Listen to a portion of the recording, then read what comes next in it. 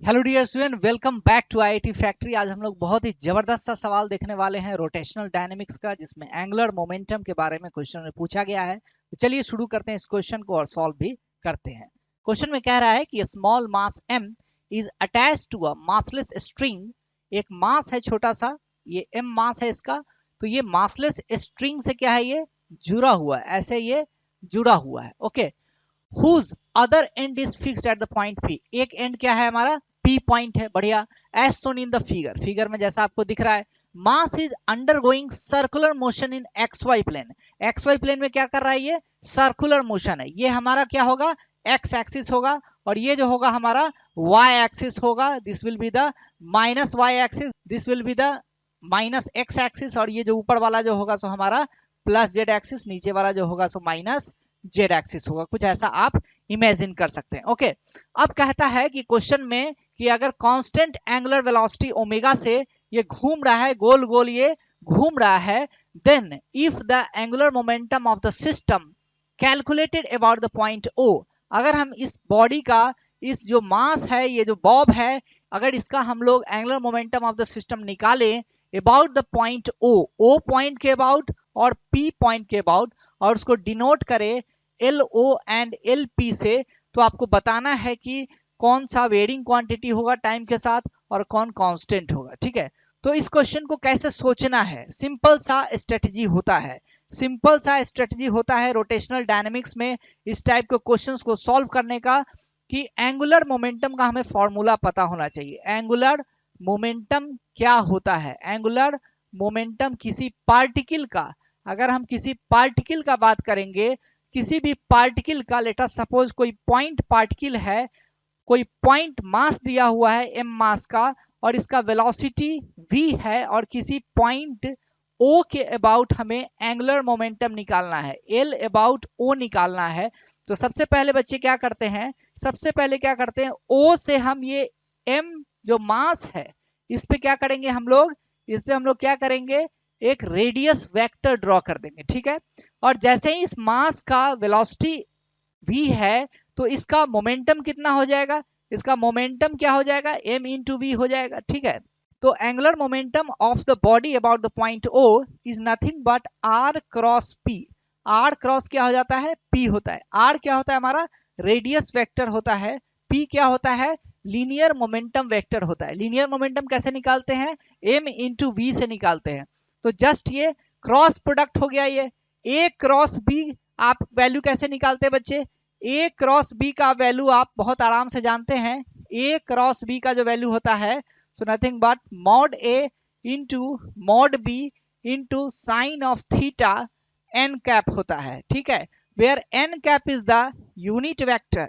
n cap क्या होता है, यूनिट वेक्टर होता है along the direction of a cross b। a cross b के डायरेक्शन में जो यूनिट वेक्टर होता है वही हमारा n कैप होता है। ठीक है, एल ओ हम लोग कैसे निकालेंगे, r क्रॉस p से निकालेंगे। इसका मैग्नीट्यूड का अगर हम बात करें, इसका अगर हम लोग मैग्नीट्यूड का बात करें तो क्या हो जाएगा बच्चे, एल ओ का मैग्नीट्यूड का अगर बात करें, ये तो वेक्टर हो गया, तो इसका मैग्नीट्यूड बात करेंगे तो क्या हो जाएगा, mod of r into mod of p into sine theta. अब p की वैल्यू कितनी होती है, mv होती है, और ये कितना हो जाएगा, mod of r sine theta.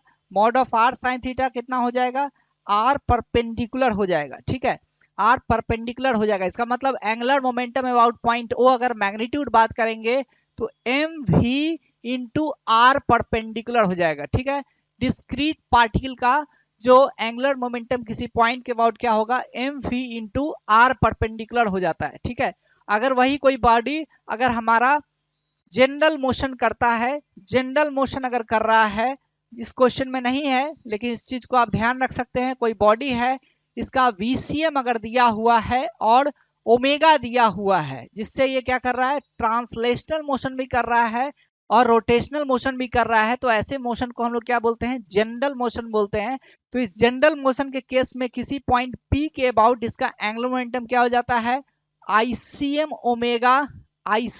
Omega plus MVCM R perpendicular.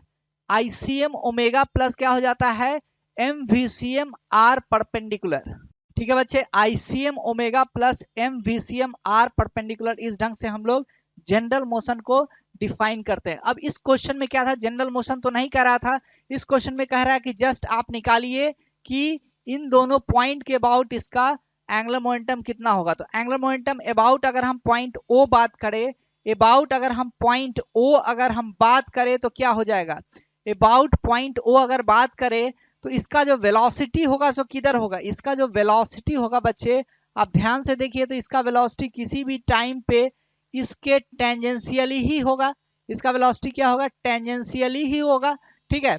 और इसका आर वेक्टर क्या होगा, इसका आर वेक्टर अगर हम देखें तो अगर पॉइंट हमारा ओ है तो इसका आर वेक्टर ऐसे डिपेंड करेगा, ये आर वेक्टर होगा, इस पॉइंट पे पहुंच जाएगा तो आर वेक्टर हमारा ऐसा होगा, इस पॉइंट पे पहुंच जाएगा तो आर वेक्टर ऐसा हो जाएगा, ठीक है ना। आर वेक्टर भी क्या होगा, ये जो हमारा एक कह सकते हो डिस्क बनेगा, ये जो सर्कुलर शेप का जो कुछ बन रहा है इसी के प्लेन में आर वेक्टर होगा, और इसी के प्लेन में रेडियस वेक्टर भी होगा, है ना, इसी के प्लेन में VCM वेक्टर भी होगा, इसी के प्लेन में आपका आर वेक्टर भी है, और इसी के प्लेन में आपका VCM वेक्टर भी होगा, जो वेलोसिटी वेक्टर है वो भी वेक्टर आपका ये सर्कुलर प्लेन में ही होगा। तो आपको क्या करना है, आपको जस्ट करना है क्या, आर क्रॉस पी करना है। तो आर क्रॉस पी का डायरेक्शन निकालो, चाहे आर क्रॉस वी का डायरेक्शन निकालो, दोनों सेम ही होता है।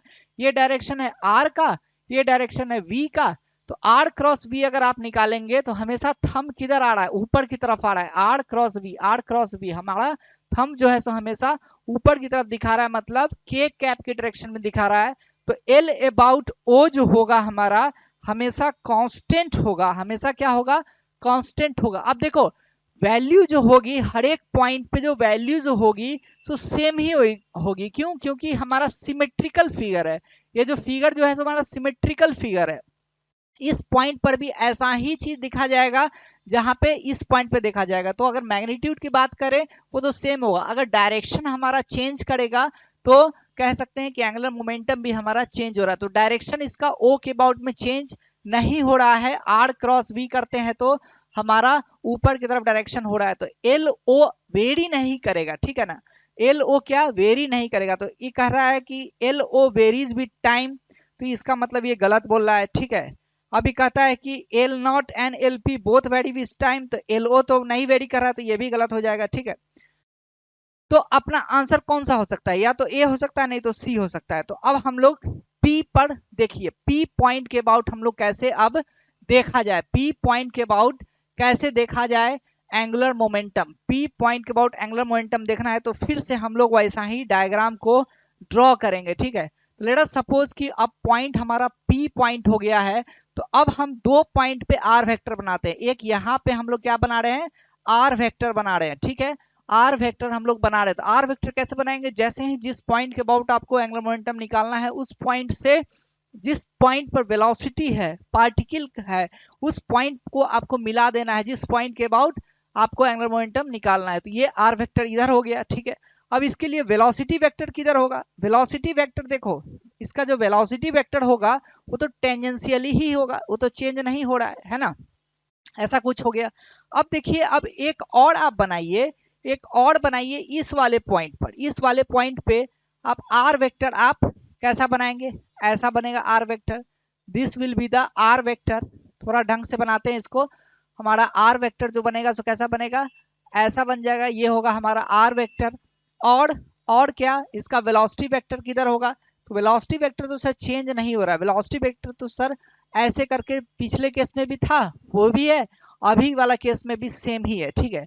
अब फर्स्ट केस में आप आर क्रॉस बी का डायरेक्शन निकालिए, तो आर क्रॉस बी, आर नीचे की तरफ जा रहा है, आर नीचे की तरफ जा रहा है और v डायरेक्शन इधर जा रहा है, तो आर क्रॉस बी अगर हम करेंगे तो कुछ डायरेक्शन हमारा इस डायरेक्शन की तरफ आ रहा है, कुछ डायरेक्शन जो आ रहा है इस तरफ डायरेक्शन आ रहा है, आर क्रॉस बी करो तो डायरेक्शन इस तरफ आ रहा है। अब यहाँ पे क्या है, आर नीचे की तरफ जा रहा है और वेलोसिटी इस तरफ टेंजेंशियली आ रहा है, तो आर क्रॉस बी करेंगे तो डायरेक्शन इसका ऊपर की तरफ जा रहा है ना, तो इसका डायरेक्शन जो है सो कोनिकली इस ढंग से होगा। ये दोनों जो प्लेन बनेगा ना, ये जो दो प्लेन बन रहा है, ये जो दो प्लेन बन रहा है, इस प्लेन के क्या होगा, हमेशा परपेंडिकुलर होगा। यहाँ भी ये जो दो प्लेन बन रहा है इसके साथ इस प्लेन के क्या होगा, परपेंडिकुलर होगा। तो हमेशा आर क्रॉस पी का डायरेक्शन कुछ कोनिकल रूप से ये ट्रेवल करते रहेगा। ओके, तो ये वेरी करेगा, क्यों? क्योंकि डायरेक्शन चूंकि वेरी कर रहा है तो हम लोग कहेंगे एंगुलर मोमेंटम भी क्या हो रहा है, वेरी करेगा। तो वेरी करेगा तो हमारा कांस्टेंट नहीं रहेगा, है ना।